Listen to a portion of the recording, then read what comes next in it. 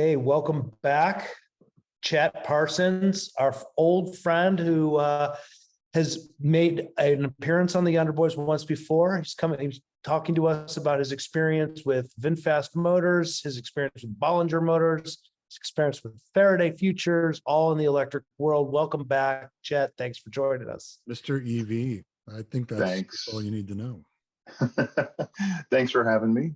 Good to be back with you guys. Looking forward to more discussions. Well, you brought up the one that we were going to talk about today. So you tell our listeners what's on your mind.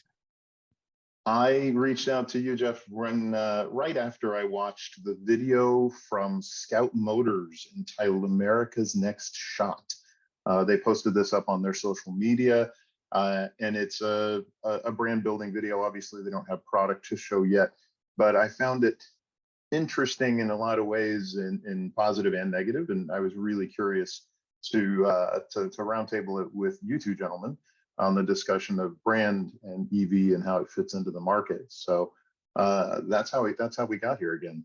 We should tell everybody what we're talking about specifically and what Scout is, what the new Scout is.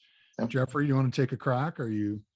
All I know about the new Scout is that it's owned by Volkswagen. Is that correct? They bought the rights to the old Scouts, which are like some of the raddest looking little mini trucks that were ever on the road. And they have all this legacy built into them. And so the video that Chet is describing really plays to that legacy of like, remember that old thing that you loved, and like you see all these beautiful old, very treated, weathered shots of the Scout. Let me add to this. The original Scout was a very old school sort of pre-SUV before we ever had that term. That actually also looks like the old Bronco, but it was owned by International Harvester.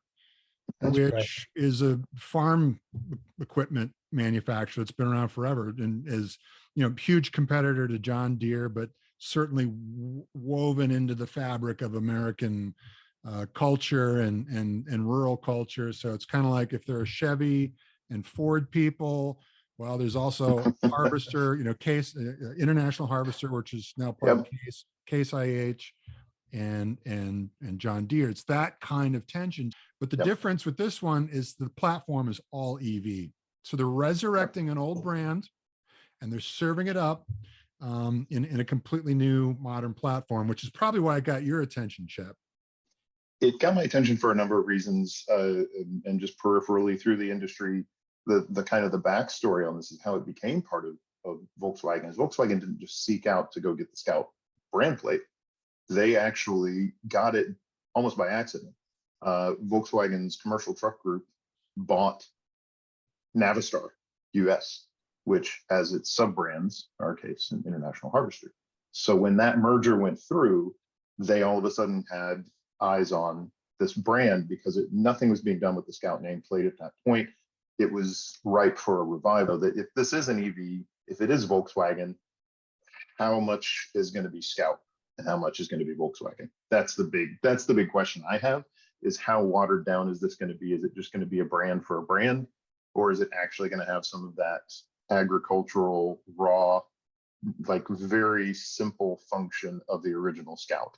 I think we know which way it's going to go. I think we do, and it ain't number two, man. Well, I'm just picturing like a Scout looking like the VW Beetle did in the 90s when everything was like uber rounded out, like poppy and fun and crazy color, which is probably the worst thing you could do to that brand.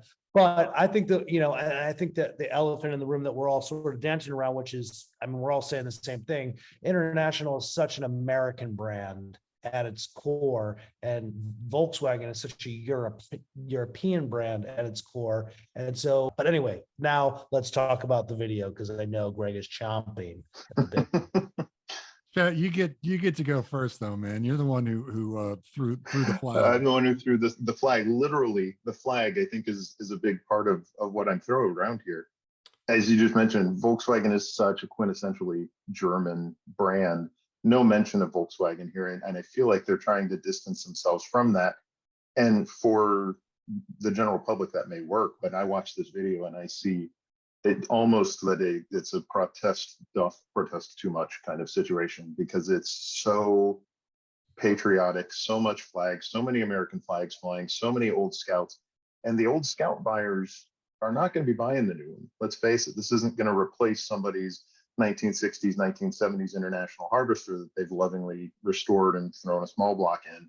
This is not that buyer. It feels insincere in the fact that it's not, I don't think it's advertising what we're actually going to get. I cannot stand it. I think it is.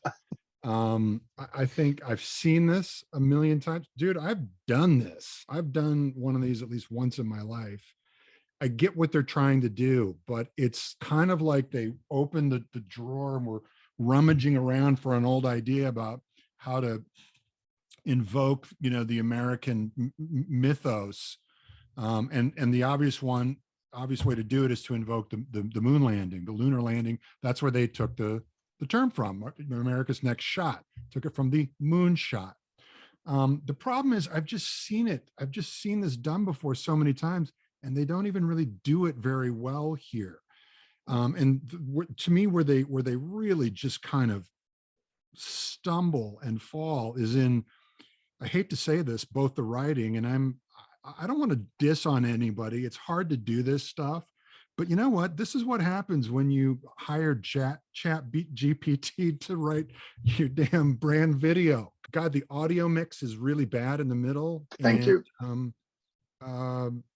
I just feel like it's a lot of cliches piled on top of each other. Am I being too harsh?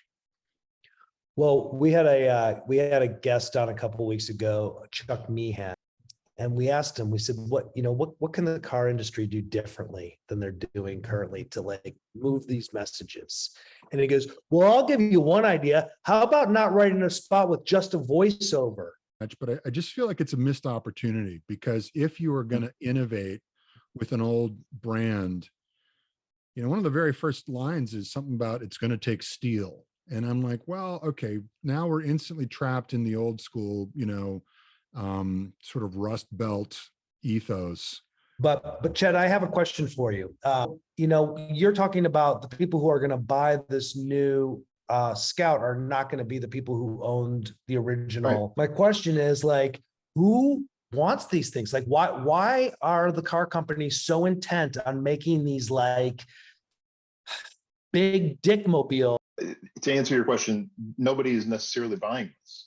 Nobody's necessarily buying a Hummer EV. Nobody's necessarily going to buy an electric Dodge Charger, but it exists as the halo. You know this. It's a halo car. It's to say, oh, this makes our brand cool, so that the trickle down brand and models get that extra. But with Scout, what are they trickling down from?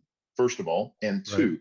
One, it's supposed to be a working man's car. This is something, your uncle owned or your grandfather owns. This vehicle needs to come out as a Ford Maverick competitor that's electric, as a Ridgeline competitor that's electric, as a Hyundai Santa Cruz that's electric. That's where they need to position this, but that's not what this message even hints at. The average buyer is, as you said, is not of an age where they are reminiscing about their dad's old Scout. And the guys who are buying and restoring them are guys our age, in their 40s and 50s, who can afford to. That's where I find the positioning of Scout. I've followed it really closely because I'm really curious, how are they going to resolve that agricultural freedom machine with a modern Volkswagen-based EV? I think the way they do it, I think it's a hell of a question. In the 80s and the 90s, that would have had that same kind of vibe and been rough and rugged, but dependable and priced accordingly. Original Toyota 4Runner. Right. Original Nissan Pathfinder. They both started as two-door. They both started as completely truck-based, and they were both rough and rugged, but they were priced and compact enough you could drive them around town. There's so many different ways Volkswagen could take this brand. Yeah. And they're not being clear about what that's going to be. I don't know how they build a brand loyalty ahead of that. Well, once again, tremendous insight. Chet, thank you for bringing up this subject, because A, you got me all worked up, which I always like to do on this show. And B, you just have an insight into the car industry from having worked within OEMs that frankly, we just don't have and we don't get enough of on this show. So it's really helpful to understand your perspective of what car companies in general are doing from a sales and marketing perspective, us and providing insight. I really appreciate it. No, my pleasure. Love to have the forum to say the things I'm thinking with people who get it and have the counterpoint to my car biz experience with the brand experience that you guys bring to the table. Right on. Awesome. All right. Thanks, Awesome. man. Thanks, guys.